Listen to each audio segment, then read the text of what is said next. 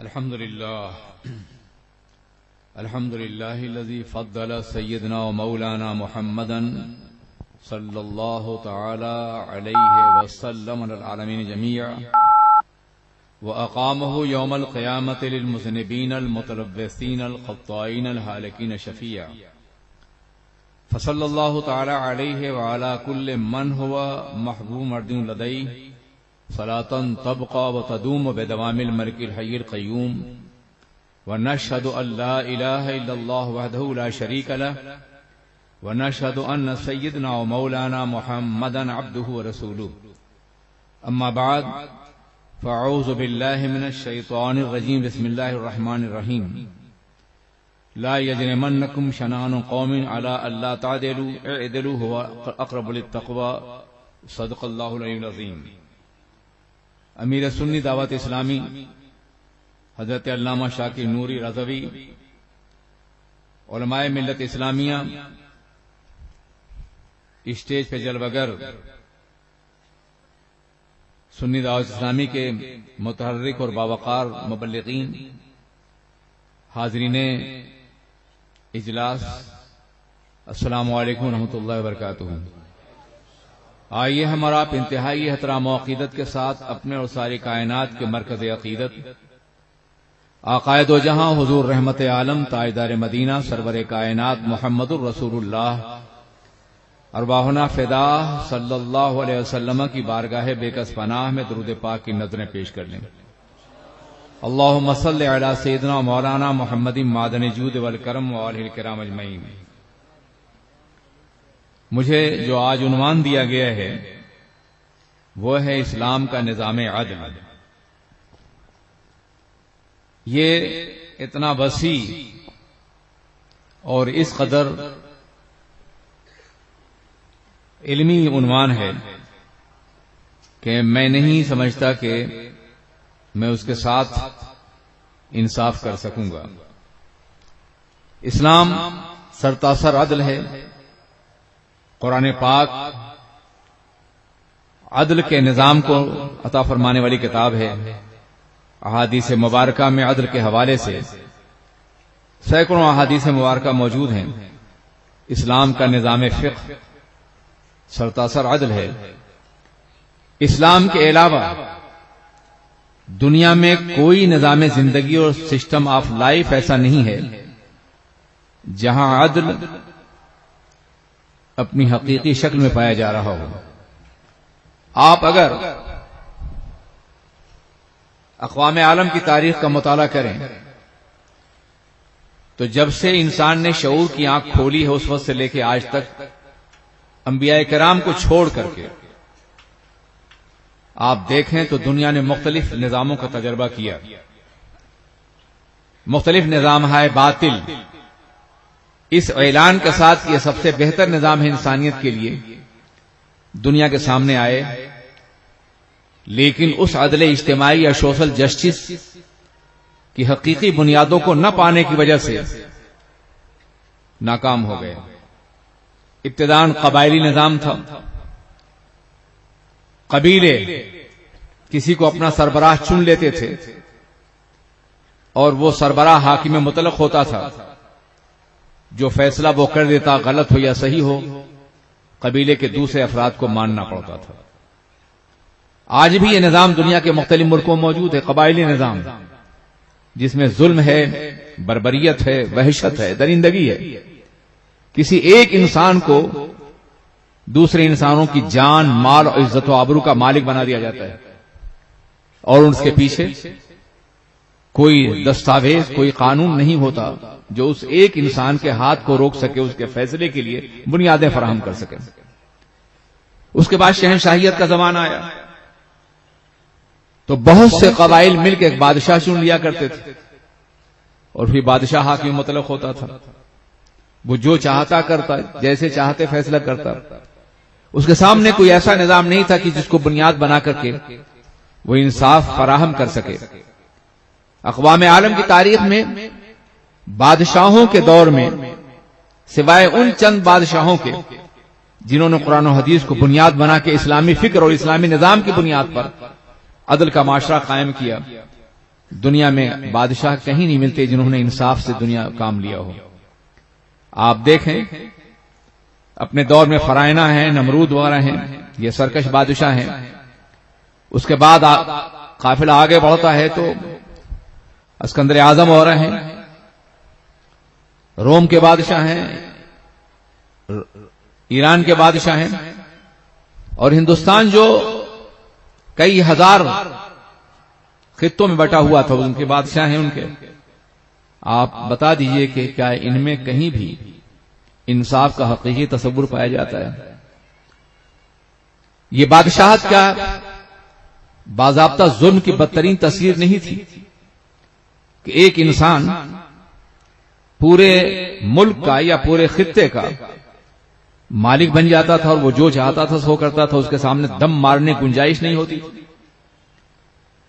آپ نے سنا ہوگا غالب کا ایک شعر، کاغذی ہے پیرہن ہر پیکرے تصویر کا. اس شعر کی مختلف تشریحات لوگوں نے کی ہیں، لیکن حقیقی تشریح یہ ہے کہ بادشاہ کے سامنے زبان کھولنے کی طاقت نہیں ہے. اگر تمہیں کوئی شکایت ہے تو کاغذ پر لکھ کر کے اپنے سینے پہ سجا لو اور بادشاہ کے سامنے جھک کے کھڑے ہو جاؤ تاکہ بادشاہ کا دبیر پڑھ کر کے بادشاہ کو بتائے اور وہ انصاف کر سکے. بات کرنے کی ضرورت نہیں، زبان نہیں کھول سکتے اس کے سامنے. یہ بہت بڑی گستاخی ہے، بڑی جسارت ہے. مظلوم سے مظلوم آدمی ہو، ستایا ہوا ہو، عزت لوٹی گئی ہو، سب کچھ لوٹ لیا گیا ہو، لیکن وہ حاکم وقت کے سامنے زبان نہیں کھول سکتا. اپنے وجود کو سرتاپا التجا بنا کر کے پیش کرتا ہے. بہت دنوں تک یہ رواج رہا. آپ نے ایک شخص کا نام سنا ہوگا جسے نوشیروان عادل کہتے ہیں. عادل اس کے نام کا جز بن گیا ہے، جبکہ سیدی مفتی اعظم ہند رحمۃ اللہ علیہ فرمایا کرتے تھے کہ اسلام سے ہٹ کر کے جتنے حکمراں ہیں ان کے لیے لفظ عادل کا استعمال ہے. یہ جائز نہیں ہے. عدل ایک خالص اسلامی تصور ہے. اسلامی اصطلاح کو صرف اسلام کے دائرے ہی میں دیکھا جائے گا. اسلام سے دور ہٹ کر کے عدل کا کوئی تصور نہیں ہے. ممکن ہے کچھ اچھی باتیں لوگوں نے معاشرے میں رائج کر لی ہوں، مگر وہ اجتماعی عدل جس میں ایک فرد کو، ایک معاشرے کو، ایک سوسائٹی کو، ایک خاندان کو، ایک جماعت کو، ایک ملک کو مکمل انصاف مل رہا ہو اور پوری دنیا کو، ایسا نظام دنیا میں نہ کبھی موجود رہا ہے اور نہ انسانی شعور و فکر کی بنیاد پر کبھی ایسا نظام آ سکتا ہے. اسلام ہی وہ عادلانہ نظام پیش کر سکتا ہے اور جس نے کیا ہے جو پوری دنیا کے لیے باضابطہ انصاف کی فراہمی کرتا ہوا نظر آتا ہے. لیکن بہرکیف تاریخ میں اسے نوشیروان عادل کے نام سے یاد کیا جاتا ہے. اس کے عدل کا ایک واقعہ میں بتاؤں. ایک مرتبہ اس نے اپنے دربار میں کہا، اس نے نیا قانون آرادی پیش کیا تھا. اس کی بنیاد یہ تھی کہ کاشتکاروں کو یہ بتا دیا جائے کہ ان پہ ٹیکس عائد کیا جائے گا، وہ زمین مستقل ہو یا غیر مستقل ہو، ٹیکس لگا دیا گیا. اور اس کے بعد اس نے اپنے دربار میں پوچھا کہ حضرات درباریوں سے، ہم نے جو قانون بنایا ہے یہ مبنی بر انصاف ہے یا نہیں ہے؟ سب نے کہا کہ انصاف تو وہی ہے جو آپ کی زبان سے جاری ہوتا ہے. بھلا کون تھا جو کہہ سکتا کہ نہیں؟ کہا نہیں، میں تمہیں اجازت دیتا ہوں کہ اگر اس میں کوئی سقم یا کمزوری ہے تو بتاؤ. ایک شخص نے ہمت کی، وہ دبیر تھا. دبیر وہ ہوتا تھا جو بادشاہ کے منہ سے نکلے ہوئے جملوں کو قانون کی شکل دیتا تھا. وہ کھڑا ہوا، اس نے کہا مجھے اعتراض ہے، آپ نے مستقل زمینوں پر بھی مستقل ٹیکس لگائے ہیں اور غیر مستقل زمینوں پر بھی مستقل ٹیکس لگا دی ہیں. آپ غیر مستقل زمینوں کا مطلب یہ ہے کہ وہ علاقے جو سمندروں دریاؤں کے کنارے ہیں، وہ کٹاؤ میں ہے، کسی وہ زمین ختم ہو سکتی ہے اور ٹیکس دینے والا ٹیکس دیتا رہے گا اور آپ تک اس کی فریاد اس وقت پہنچے گی جب وہ کاشتکار دفن ہو چکا ہوگا. دہقہ ہے کسی کھیت کا اگلا ہوا مردہ، بوسیدہ کفن جس کا بھی زیر زمین ہے، جہاں بھی گروے غیر، بدن بھی گروے غیر، بس خالی زمین ہے، نہ مکا ہے نہ مکی ہے. اس لیے مستقل زمینوں پہ مستقل ٹیکس اور غیر مستقل زمینوں پہ غیر مستقل ٹیکس لگایا جائے اور کاشتکار کو اختیار دیا جائے کہ جب زمین اس کے ہاتھ میں نہ ہو تو وہ ٹیکس دینا بند کر دے. نوشیروان کی آنکھیں شعلے اگلنے لگی، سرخ ہو گیا اس کا چہرہ، غصے سے بے قرار ہو کے کہتا ہے یہ کون ہے جو میرے دربار میں میرے قانون کی دھجیاں اڑا رہا ہے، میں نے صرف اس لیے حق گوئی کی اجازت دی تھی کہ میں تمہارے دلوں کے چور کو محسوس کر سکوں کون میرا وفادار ہے اور کون وفادار نہیں ہے۔ اس کے سر پہ قلمدان توڑے جائیں یہاں تک اس کا بھیجا باہر آ جائے، اور پھر قلمدان توڑے گا اور حق گوئی کی سزا یہ کہ اس کا بھیجا باہر آ گیا۔ یہ بادشاہوں کا طرز عمل تھا اور طریقہ کار تھا۔ آج بھی دنیا میں جہاں کہیں ارباب اقتدار ہیں وہ مظلوموں کے ساتھ ایسا ہی کرتے ہوئے نظر آتے ہیں۔ اسلام میں آپ اس بات کو اچھی طرح محسوس کریں کہ فرد سے لے کر کے اور اجتماع تک، مملکت تک، معاشرے تک، ہر ایک کے لیے بہت واضح قوانین عدل موجود ہیں، اور کوئی بھی اسلام کے دائرے میں رہ کر کے کبھی کسی کے ساتھ ناانصافی کر ہی نہیں سکتا اگر وہ اسلامی اصولوں کے مطابق حکومت کر رہا ہو۔ اب آپ آئیے دیکھیے کہ اسلامی عدل کا دائرہ کتنا وسیع ہے۔ سب سے پہلے انسان اپنی ذات کے ساتھ انصاف کرے۔ عدل کے مقابلے میں دوسرا لفظ ظلم آتا ہے۔ جہاں عدل نہیں ہوگا وہاں ظلم ہوگا، اور ظلم کی تعریف ہے وضع الشیء فی غیر محلہ۔ ظلم کہتے ہیں کسی چیز کو اس کے مقام فطری سے ہٹا کر کے غیر فطری مقام پہ رکھ دینے کو۔ تو یہ ظلم وہ ہے جس میں کسی شے کو اس کے فطری مقام سے ہٹا کر کے غیر فطری مقام پہ رکھا جائے۔ ٹوپی سر پہ رکھنے کے لیے پیروں میں پہن لیا، یہ ظلم ہے۔ اسی طریقے سے عدل وہ ہے کہ ہر شے کو اس کے فطری مقام پہ رکھا جائے، تب وہ عدل ہوگا، تب اسے انصاف کا نام دیا جائے گا۔ اور اگر ایسا نہیں ہے تو یہ عدل نہیں ہے، وہ ظلم کہلائے گا۔ جہاں بھی فطرت سے بغاوت کی جائے، فطرت کے اصولوں سے انحراف کیا جائے، خدا وحید القدوس کے مقرر کردہ قانون زندگی سے انحراف کیا جائے تو سرتاسر ظلم ہے۔ اب انسان اپنی دعاؤں میں اپنے رب سے عرض کرتا ہے ربنا ظلمنا انفسنا وَإِن لَّمْ تَغْفِرْ لَنَا وَتَرْحَمْنَا لَنَكُونَ مِنَ الْخَاسِرِينَ۔ اے اللہ، ہم نے اپنی جانوں پہ ظلم کیا ہے، اگر تو ہمیں معاف نہ فرمائے گا تو ہم نقصان کرنے والوں میں ہوں گے، نقصان اٹھانے والوں میں ہوں گے۔ اپنی جان پہ ظلم، دنیا تو یہ سمجھتی ہے کہ ظلم ہمیشہ دوسروں پہ ہوتا ہے، لیکن قرآن نے جو ظلم کا تصور دیا ہے اتنا وسیع ہے کہ پہلے یہ جائزہ لو کہ تم اپنی جان پہ ظلم کر رہے ہو یا نہیں کر رہے ہو، خود اپنے لیے تم ظالم ہو یا نہیں ہو۔ اور جب تک انسان خود اپنے ساتھ عدل نہیں کر سکے گا وہ کائنات میں کسی کے ساتھ عدل نہیں کر سکتا ہے۔ سب سے پہلے اپنی ذات کے ساتھ عدل کرو۔ اپنی ذات کے ساتھ عدل کیا ہے؟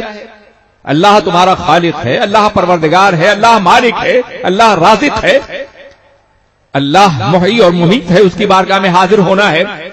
اگر اس نے تمہیں پیدا کیا ہے تو ایک قانون زندگی بھی دیا اور دستور حیات بھی دیا ہے۔ اب اگر تم اللہ کے قانون زندگی اور دستور حیات سے انحراف کرتے ہو تو تم ظالم ہو، تم عادل نہیں ہو۔ اور جو اللہ کے قانون سے اختلاف کرے گا وہ پھر دنیا میں کہیں عدل نہیں کر سکتا۔ یہ گناہ ظلم ہے، یہ بغاوت ظلم ہے، انحراف ظلم ہے، غیر اللہ کے سامنے سجدہ کرنا ظلم ہے، اللہ کے علاوہ کسی اور کی اس طرح اطاعت کرنا کہ اللہ کے قانون کو چھوڑ دیا جائے، یہ ظلم ہے۔ بڑا واضح قانون ہے، لا طاعت لمخلوق فی معصیۃ الخالق۔ مخلوق کی اطاعت اللہ کی نافرمانی کر کے کبھی نہیں کی جائے گی۔ اب اگر کوئی شخص مخلوق کی اطاعت اللہ کی نافرمانی کر کے کرتا ہے تو یقیناً وہ ظالم ہے۔ اللہ نے اس لیے پیدا کیا ہے کہ آپ طیب و طاہر رہیں، پاکیزہ رہیں، مگر آپ نے اپنے نفس کو گندگیوں میں ڈبو دیا ہے اور روح کو گندگیوں میں شرابور کر دیا ہے، تو آپ اپنے اوپر ظلم کرنے والے ہیں۔ زبان اس لیے ہے کہ سچ بولے، لیکن اگر جھوٹ بول رہی ہے تو ظلم ہے۔ یہ کان اس لیے ہے کہ حق سنے مگر باطل کو قبول کر رہا ہے، کان تو یقیناً یہ ظلم ہے۔ عزیزان ملت، نگاہ اس لیے ہے کہ وہ سچائیوں کو دیکھے اور برائیوں کو نہ دیکھے، اور اگر نگاہ برائیوں پہ اٹھ رہی ہے تو نگاہ پہ ظلم ہے۔ ہاتھ اس لیے ہے کہ تعاون کے لیے ہو، وتعاونوا علی البر والتقوی ولا تعاونوا علی الاثم والعدوان، لیکن اگر کوئی اس اسم اور عدوان کے اوپر باضابطہ مدد کے لیے ہاتھ بڑھاتا ہے تو یہ ظلم ہے ہاتھ کے اوپر۔ خیر اس لیے کہ صراط مستقیم پہ چلا جائے لیکن صراط مستقیم سے انحراف کیا جائے تو یہ ظلم ہے۔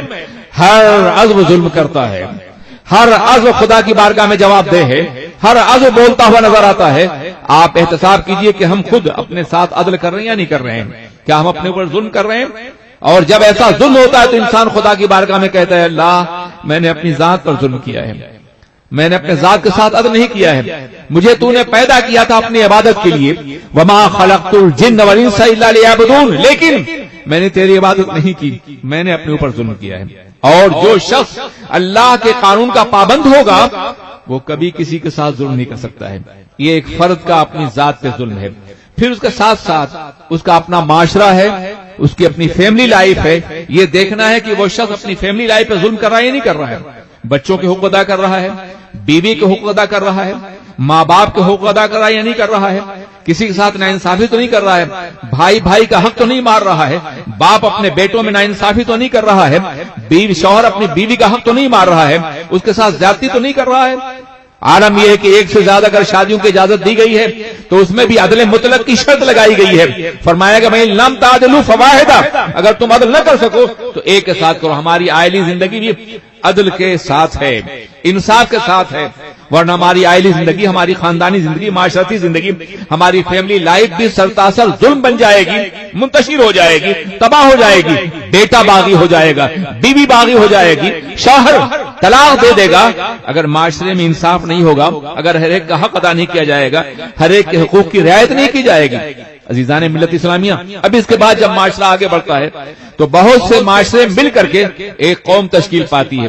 قوم کے ساتھ کیا طرز عمل ہونا چاہیے, قوم کے ساتھ کیا انداز ہونا چاہیے, قوم کے ساتھ کیا طریقہ ہونا چاہیے, ملک کے ساتھ کیا ہونا چاہیے, اقوام عالم کے ساتھ کیا ہونا چاہیے, مسلموں کے ساتھ کیا ہونا چاہیے, غیر مسلموں کے ساتھ کیا ہونا چاہیے, ذمیوں کے ساتھ کیا ہونا چاہیے, اہل حکومت کے ساتھ کیا ہونا چاہیے.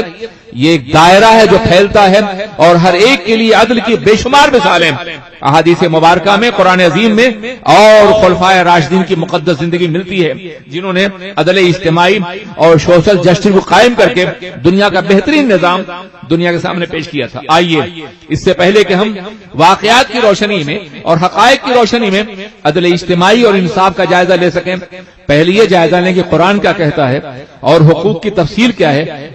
حق کا نہ دینا یہ سب سے بڑا ظلم ہے. قرآن عظیم جو ارشاد فرما رہا ہے اسے آپ سماعت فرمائیں. کاش میں امیر سنی دعوت اسلامی سے حافظ ہوتا تو مجھے یہ کتاب نہ پڑھنی پڑتی. عزیزان ملت اسلامیہ, قرآن عظیم نے جو حقوق دیے ہیں جن میں ایک حق بھی نہ ادا کیا آپ نے تو ظلم ہوگا, عدل نہیں ہوگا. اس میں حق الحیات ہے, زندگی کا حق. ہر آدمی کو زندہ رہنے کا حق ہے. دنیا کے کسی بھی فرد کو, دنیا کی کسی بھی طاقت کو, دنیا کی کسی بھی انسان کو کسی کی زندگی سلب کرنے کا حق نہیں ہے.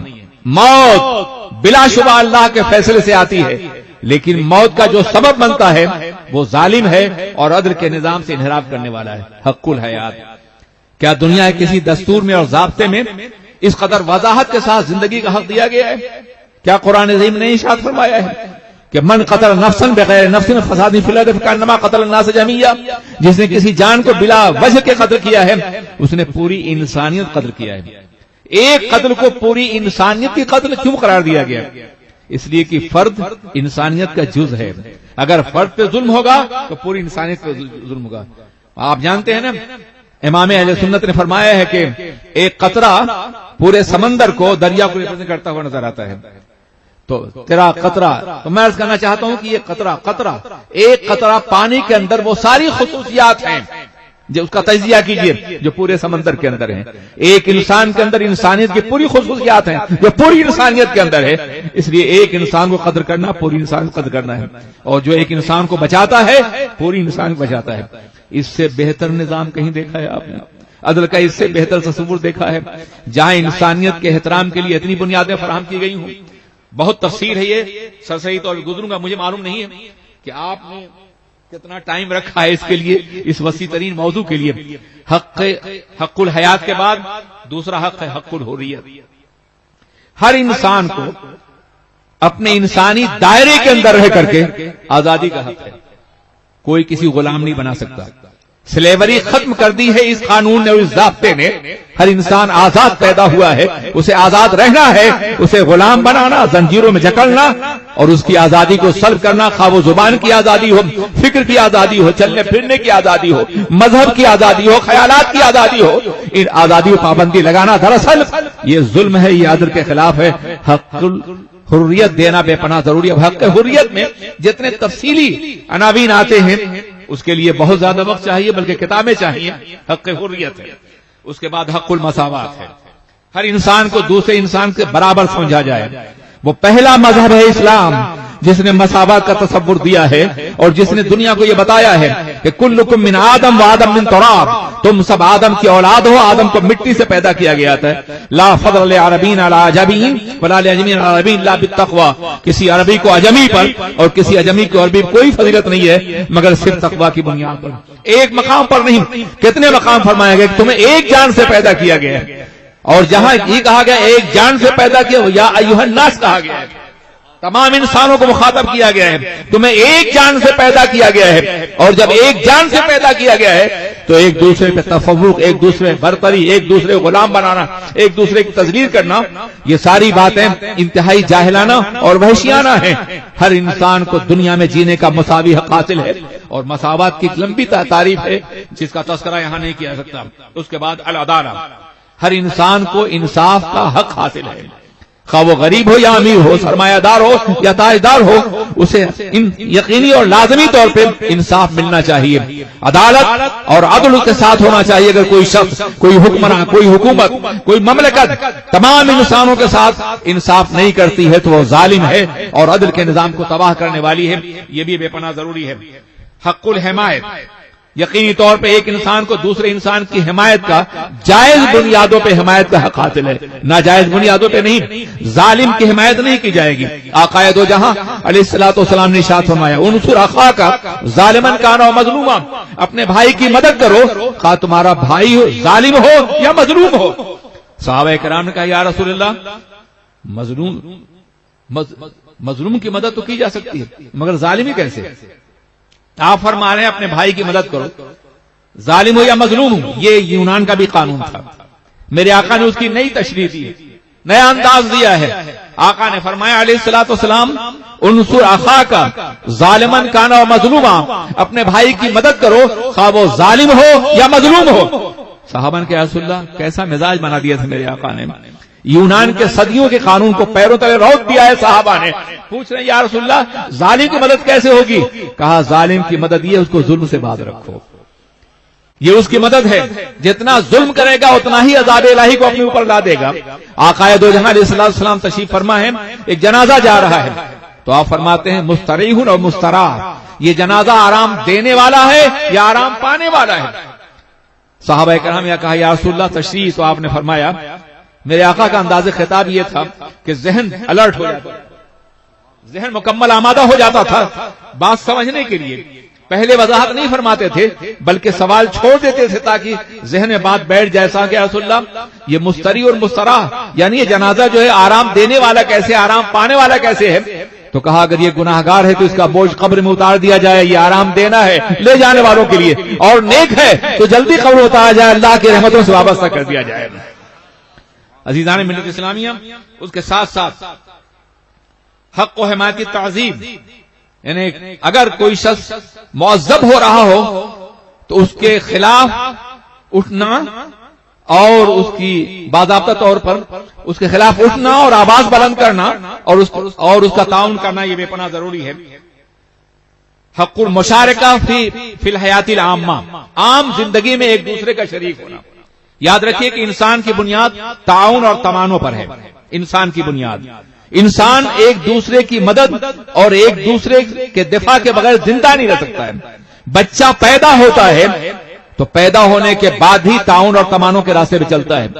ماں باپ گھر والے اس بچے کی مدد بھی کرتے ہیں اور بچے پہ آنے والی مشکلات کو دور بھی کرتے ہیں. ہر لمحہ خیال رہتا ہے یہ بچہ گر نہ جائے، اسے ٹھوکر نہ لگ جائے. یہی حال پورے معاشرے کا ہے کہ پورا معاشرہ مشارکت کرے، شرکت کرے ایک دوسرے کے تعاون کے لیے، ایک دوسرے کی ضروریات کے لیے. بھوکا ہو کھلایا جائے، کمزور ہو پہنایا جائے، مجبور ہو مجبوری دور کیا جائے، بے سہارا ہو سہارا بنا جائے، بے علم ہو تعلیم دی جائے، دین سے دور ہو دین کے راستے پہ چلایا جائے. یہ مشارکت ہے. یعنی مسلمان صرف مسلمان نہیں بلکہ پوری انسانیت میں وہ ساری انسانی قدریں ہیں، اس میں ایک دوسرے کا شریک کرنا بے پناہ ضروری ہے. اور ایسا نہ کیا جائے تو یہ عدل نہیں ہوگا بلکہ یہ مکمل طور پہ ظلم ہوگا. حق التفکیر والتعبیر، فکر کا حق. ہر آدمی کو اللہ نے دماغ دیا ہے. آپ فکر پابندی نہیں لا سکتے، فکر کی اصلاح کر سکتے ہیں، فکر کو آپ باضابطہ شریعت کے پیمانے پہ تول سکتے ہیں، فکر غلط ہے، بے راہ رو ہے تو اس کو صحیح راستے پہ ڈال سکتے ہیں، مگر سوچنے پہ پابندی نہیں لا سکتے۔ فکر ضروری ہے، فکر کے بغیر انسان کبھی بھی آگے نہیں بڑھتا۔ جو قومیں ترقی یافتہ ہوئی ہیں اور ماضی میں جب ہم ترقی یافتہ تھے تو اپنے افکار کی بنیاد پہ تھے، اپنی فکر کی بنیاد پہ تھے۔ قوت فکر و عمل پہلے فنا ہوتی ہے، قوت فکر و عمل پہلے فنا ہوتی ہے، تب کسی قوم کی عظمت سے زوال آتا ہے۔ حق التفکیر، فکر کا حق۔ آپ کسی کے فکر پر، کسی کے دماغ پر پہرے نہیں بڑھا سکتے، کسی کو پابند نہیں کر سکتے کسی بنیاد پر، چاہے آپ کتنی ہی صاحب اقتدار ہوں، چاہے آپ کتنی ہی طاقتور ہوں۔ ہر آدمی کو اللہ نے دماغ دیا، اسے سوچنے کا حق ہے، اس لیے اس کو آزادی میسر آنی چاہیے۔ حریت الاعتقاد و حریت الدینیہ، اعتقاد اور دین کی ایسی آزادی جو دین کے دائرے میں ہو، اس کا دینا بے پناہ ضروری ہے۔ ایسا نہیں ہے کہ انسان بے دینی کے راستے میں چلے، اس کو آزادی دی جائے۔ حریت الارتحال والاقامہ، ہر شخص کو اس بات کا حق ہونا چاہیے کہ وہ کہیں قیام کرے یا کہیں سفر کرے، اس کے سفر پہ پابندی نہیں، اس کے قیام پابندی نہیں۔ یہ پاسپورٹ والا کی ساری پابندیاں بہت بعد میں لگائی گئی ہیں، اور تاریخ اسلامی میں جب تک مسلمانوں کی حکومت تھی ایسی کوئی پابندی نہیں تھی، بلکہ جہاں بھی انسان چاہتا جاتا تھا، اس حق کو اسلام نے تسلیم بھی کیا تھا اور باضابطہ اسے استعمال بھی فرمایا تھا۔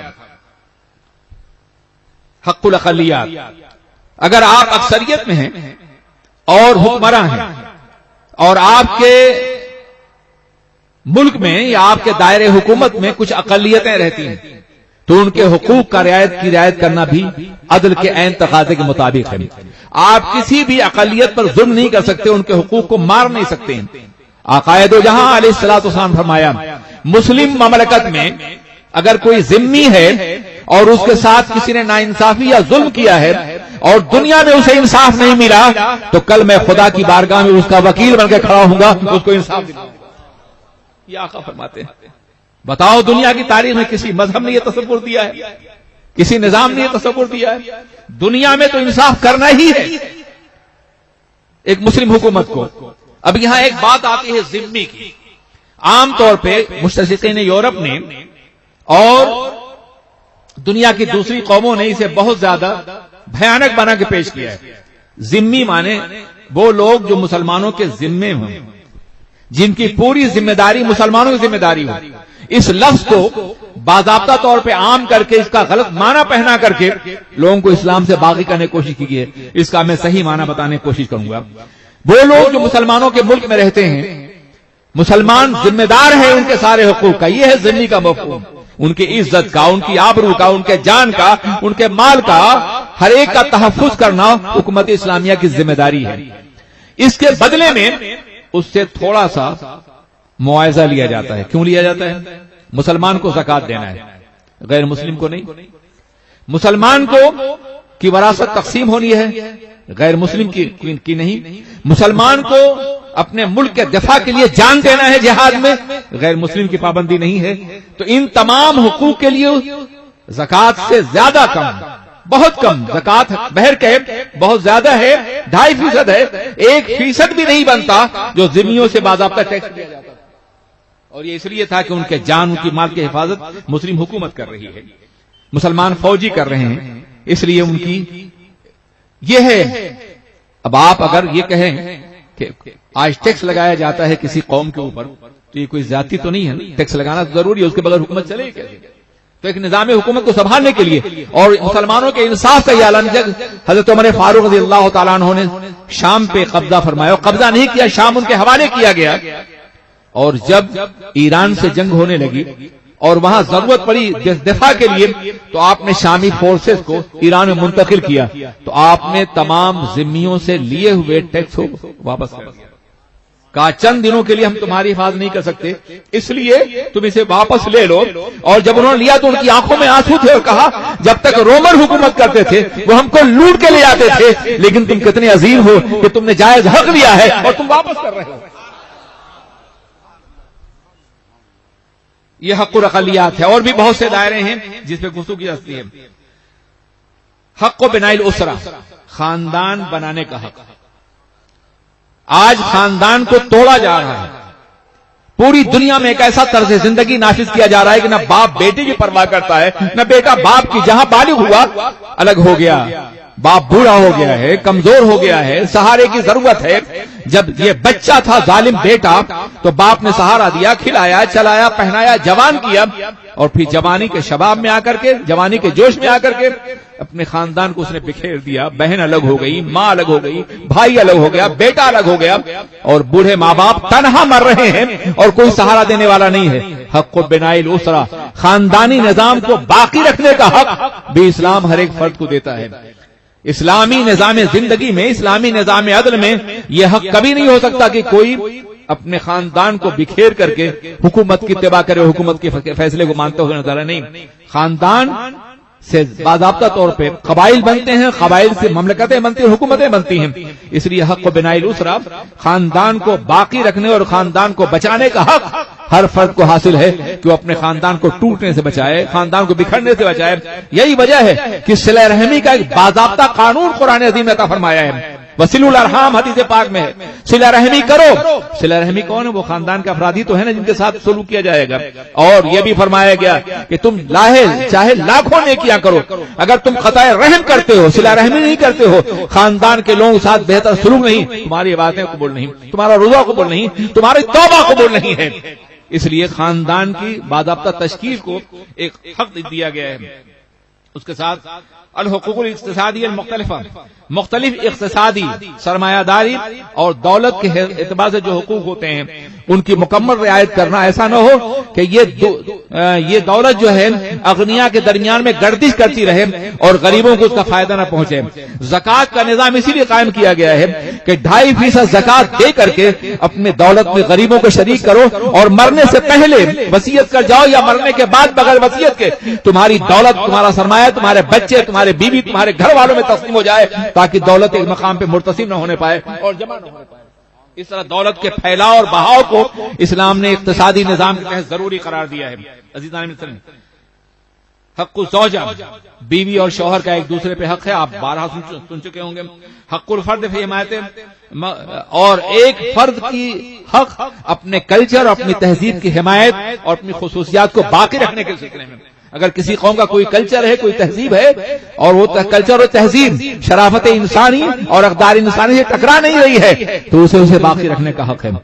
اتنی تفصیل کے ساتھ جو حقوق کا تذکرہ کیا گیا ہے، مجھے بتائیے کہ کیا دنیا میں کوئی اور ایسا نظام ہے جس میں اس قدر وضاحت کی گئی ہو اور ایک فرد بھی عدل سے دور ہو گیا ہو اور انصاف سے دور ہو گیا ہو؟ اور پھر یہی نہیں بلکہ باضابطہ طور پہ اس کے لیے قرآن پاک کی مقدس آیات مبارکہ ہیں کہ جن میں وضاحت کی گئی ہے. یاد رکھیے کہ ناانصافی کبھی کبھی اس وقت ہوتی ہے جب انسان ستایا ہوا اور با اقتدار ہو جائے. ایک قوم ہے جس پہ دوسری قوم حکومت کر رہی ہے، اور اس کے بعد جو محکوم قوم ہے، جو ستائی ہوئی قوم ہے، اسے غلبہ حاصل ہو جاتا ہے تو وہ چن چن کے انتقام لیتی ہے، ہر ایک سے انتقام لیتی ہے. انتقام کی بھیانک شکلیں ہوتی ہیں. آج کا دور تو ایسا ہے میرے عزیز کہ ظلم کیا بھی نہیں گیا ہے، ایک فرضی ظلم کا خیال کر کے مملکت کو تباہ کر دیا گیا. ایک شخص خود تیار کیا گیا اور اس کے بعد یہ کہ یہ دنیا کو تباہ کر دے گا. عراق تباہ کر دیا گیا، ایران، افغانستان تباہ کر دیا گیا، اور دوسرے ممالک تباہ کر دیا گیا، لیبیا تباہ کر دیا گیا. اس خیال سے، ایک فرضی خیال سے جس کا کوئی وجود نہیں تھا اور سب ثابت ہو چکا ہے، مملکت تباہ کر دی گئی. اسلام اس بات کی یاد نہیں دیتا کہ اگر آپ اس قوم پر جس نے آپ کے ساتھ بے پناہ ظلم کیا ہے، گھر سے نکالا ہے، قتل کیا ہے، سولی پہ چڑھایا ہے، اگر کبھی آپ کو غلبہ میسر آ جائے تو آپ اس کے ساتھ زیادتی کریں، انتقام لیں. نہیں، اسلام اس کی اجازت نہیں دیتا ہے. اور اس کی بہترین مثال خود سرور کائنات رسول عربی علیہ السلام کی مقدس زندگی میں ہے کہ وہ لوگ جنہوں نے عقائد و جہاں پہ بے پناہ مظالم کیے تھے، انہیں دیوانہ کہا تھا، مجنون کہا تھا، انہیں پاگل کہا تھا، شاعر کہا تھا، ساحر کہا تھا، انہیں گھر سے نکالا تھا. شاب ابی طالب کے 3 سال انتہائی دردناک حالات میں انہوں نے گزارے تھے، اور اس کے بعد انہیں ہجرت کرنی پڑی تھی. صحابہ کو سولی پہ چڑھایا گیا تھا، تپتی ہوئی ریت پہ کھینچا گیا تھا، ان کے سینے پتھر رکھے گئے تھے، خنجر مارے گئے تھے، ان کو باضابطہ زخمی کیا گیا تھا. یہ دردناک دور تھا، اور اس کے بعد انہیں گھر چھوڑنے مجبور کیا گیا، وہ اپنا گھر چھوڑ گئے، بعض کے بچے رہ گئے، بہت کی بیویاں رہ گئی، اور وہ تنہا کبھی ایتھوپیا گئے، حبشہ گئے، کبھی مدینہ طیبہ میں گئے، خود آقا دو جہاں علیہ السلام کے قتل کے منصوبے بنائے گئے، اور آقا نے بھی ہجرت فرمائی۔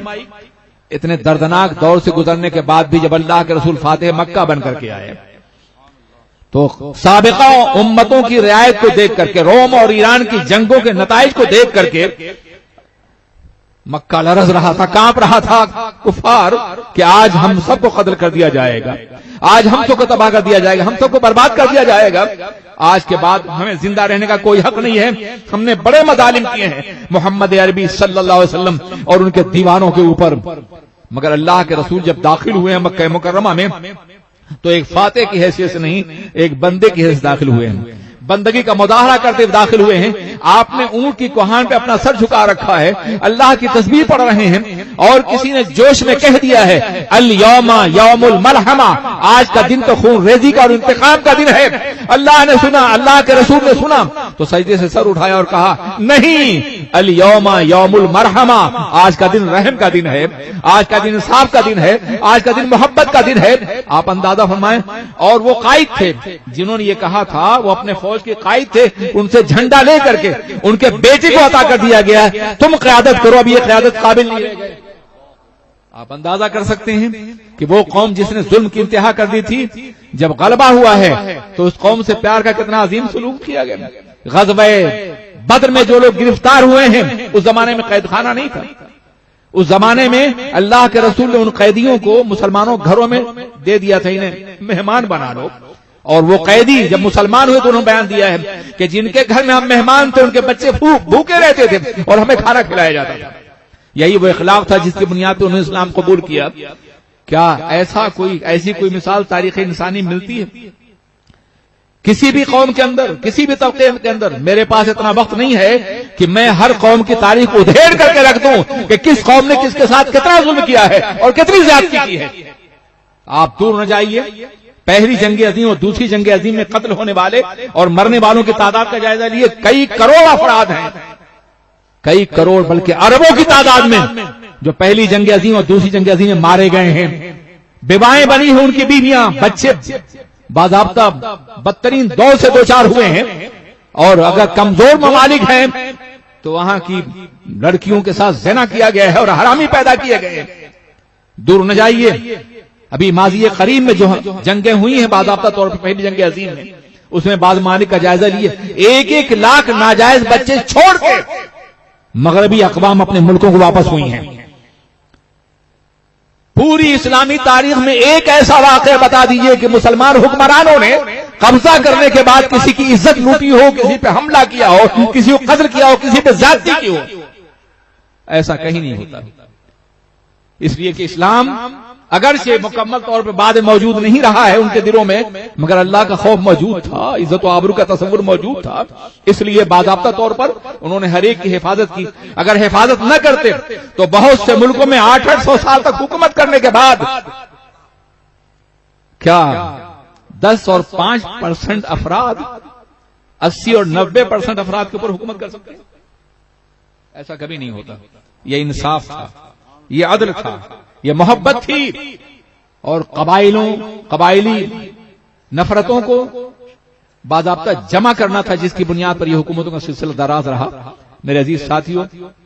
اور اس کے بعد جب غیر ملکی حکمرانوں نے اور یہ حکومتیں چھینی تو باضابطہ جنگ کرنے کے لیے بنیادیں فراہم کر دیں، تمہارے ساتھ یہ ہوا اور تمہارے ساتھ یہ ہوا اور تمہارے ساتھ یہ ہوا، ہم تو نجات دینے کے لیے آئے ہیں۔ جیسے صدام سے نجات دینے کے وہاں گئے تھے، جیسے قذافی سے نجات دینے کے وہاں گئے تھے، کتنا نجات حاصل ہو گیا ہے اور کتنی ہو رہی ہے۔ معاف کیجیے، بات تو بڑی تلخ ہے لیکن حقیقت ہے، ہم نجات دینے کے لیے آئے ہیں، اسی تمہارے ساتھ یہ ہوا۔ یہ ساری تاریخیں جھوٹ بنائی گئی ہیں۔ مسلمان جو نبی کا وفادار ہے کسی پہ ظلم کر ہی نہیں سکتا ہے، کسی پہ زیادتی کر ہی نہیں سکتا ہے، کسی کو ستا ہی نہیں سکتا، اس لیے کہ سامنے قرآن کا نظام عدل ہے۔ قرآن پاک فرماتا ہے بہت واضح لفظ میں، یا ایھا الذین آمنوا کونوا قوامین للہ شہداء بالقسط، اے ایمان والو اللہ کے احکام کی اتباع کرنے کے لیے تیار رہو اور عدل کا کہ گواہ بن جاؤ، اور تم میں کا کوئی آدمی، تم میں کی کوئی قوم ایسی قوم پر جس نے ظلم کیا ہو، زیادتی کی ہو، ان کے ساتھ بے انصافی مت کرو. ایسا نہ ہو کہ انتقام کے جذبے میں تم عدل نہ کر سکو انسان. اعدلوا، ان کے ساتھ بھی انصاف کرو. یہ قرآن کا اعدلوا هو اقرب للتقوی، ایسا کرنا تقوی سے قریب تر ہے. واتقوا اللہ ان اللہ خبیر ما تعملون، اور اللہ سے ڈرو. اگر ظلم کرو گے تو یہ مت سمجھو کہ کوئی نہیں جان رہا، اللہ دیکھ رہا ہے، وہ جان رہا ہے. اللہ سے ڈرتے رہو. اس قدر واضح احکامات. ان اللہ یامرکم ان تؤدوا الامانات الی اہلھا، اللہ حکم دیتا ہے کہ ان کی امانتیں واپس کر دو. کبھی کبھی امانت میں خیانت بھی ظلم ہوتا ہے نا، عدل کے خلاف ہے نا. امانت ہر طرح کی ہو سکتی ہے.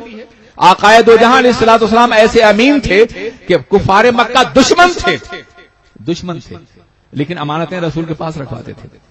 اور جب اللہ کے رسول نے ہجرت کی تو اپنے بستر پہ حضرت علی کو سلا کے کہا، علی میرے بستر پہ سو جاؤ اور امانتیں واپس کر کے واپس آ جانا، میں نہیں چاہتا کہ میں اپنے دشمنوں کی امانت بھی لے کے جاؤں. یہ ہے امانات کے دینے کا حق. وَإِذَا حَكَمْتُم بَيْنَ النَّاسِ أَن تَحْكُمُوا بِالْعَدْلِ، اور جب تم لوگ درمیان فیصلہ کرو تو انصاف کے ساتھ فیصلہ کرو. بین الناس، بین المؤمنین. الناس کی وسعت بتا رہی ہے کہ کوئی بھی انسان ہے اس کے ساتھ جب فیصلہ کرو تو عدل کے ساتھ کرو. ان اللہ، بے شک اللہ تم کو نصیحت دیتا ہے، اور بے شک اللہ سننے والا ہے اور دیکھنے والا ہے. یعنی یہ مت سمجھو کہ تم ناانصافی کرو پکڑ نہیں لیا جائے گا. یقیناً ایک اور مقام فرمایا گیا کہ تم انصاف پر قائم رہو. ولو علی انفسکم، تم اپنے نفس کے خلاف، انفسکم اپنے نفس کے خلاف بھی انصاف کرنا پڑے. یعنی تمہارا مد مقابل حق پر ہے اور تمہیں اپنے فیصلے، اپنے نفس کے خلاف فیصلہ دینا پڑے تو دو. اور صحابہ کرام کی تاریخ وقت نہیں ہے، کئی مثالیں دی جا سکتی ہیں کہ باضابطہ اس طرح کے فیصلے ہوئے ہیں.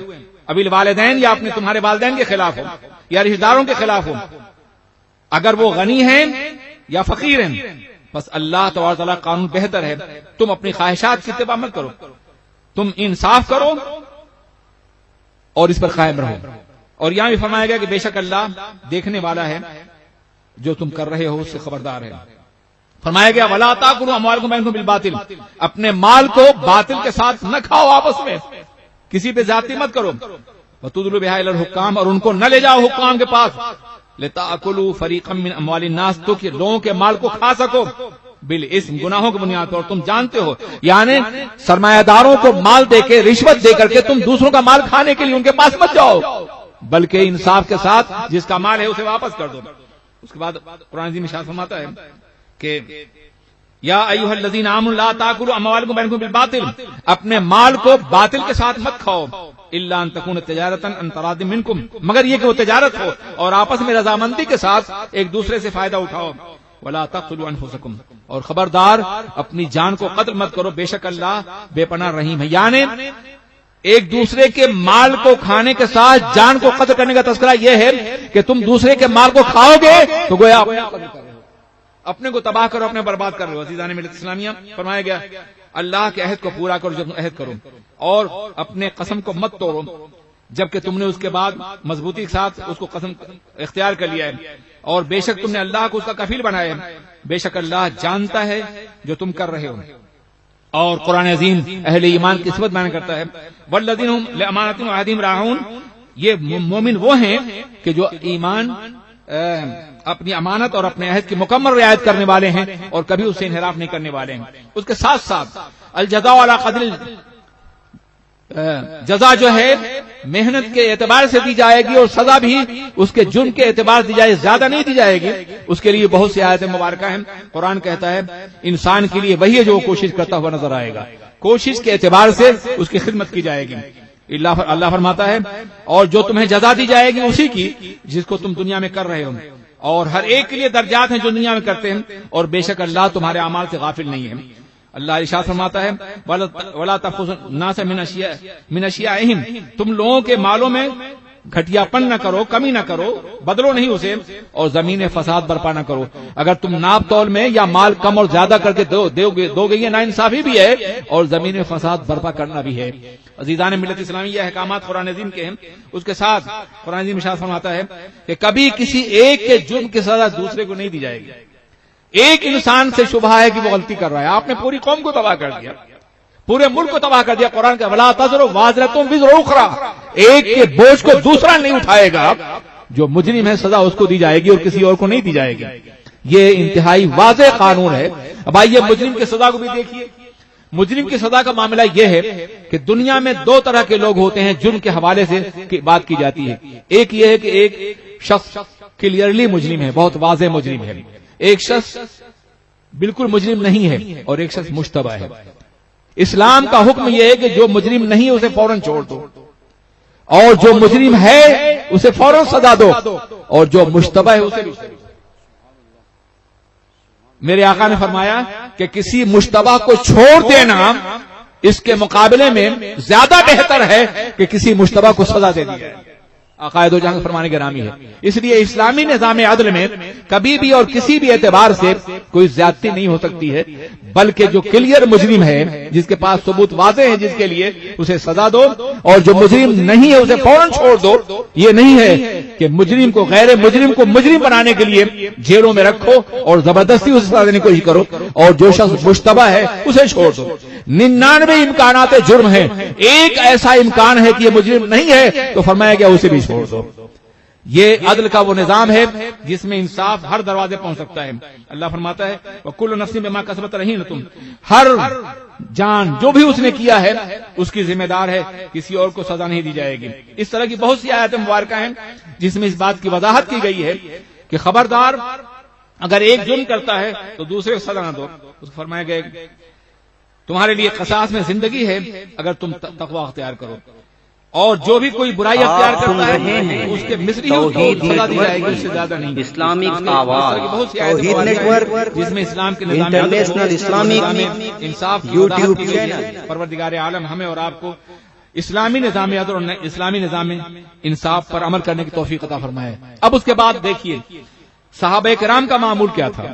حضرت عمر فاروق رضی اللہ تعالیٰ عنہ حضرت عمرو بن عاص رضی اللہ تعالیٰ عنہ کو مصر گورنر بنا کے بھیج رہے ہیں، تو فرماتے ہیں سنو، اگر دریائے نیل کے کنارے کوئی کتا بھوکا مر جائے گا تو تم سے پوچھا جائے گا اور مجھ سے پوچھا جائے گا۔ انسان نہیں، کتا، جانور۔ آپ اندازہ فرمائیں عدل کا کوئی ایسا تصور مل سکتا ہے کہیں کسی اور مقام پہ مل سکتا ہے؟ اپنی پیٹھ پر بوجھ لاد کر کے غریب کے گھر پہنچاتے ہیں، اور جب غلام کہتا ہے حضور میں پہنچا دوں تو آپ فرماتے ہیں نہیں، کل قیامت میں تم عمر کا بوجھ نہیں اٹھا سکو گے۔ عزیزان ملت اسلامیہ، اس طرح کی بے شمار روایات ہیں جن کی بنیاد پر ہم کہہ سکتے ہیں کہ اسلام ایک بہترین نظام عدل دیتا ہے، اس سے بہتر نظام عدل کا کوئی تصور نہیں ہے۔ میں جانتا ہوں وقت بہت ہو چکا ہے، انشاءاللہ پھر کبھی کسی موضوع پر گفتگو ہوگی۔ السلام علیکم ورحمۃ اللہ وبرکاتہ۔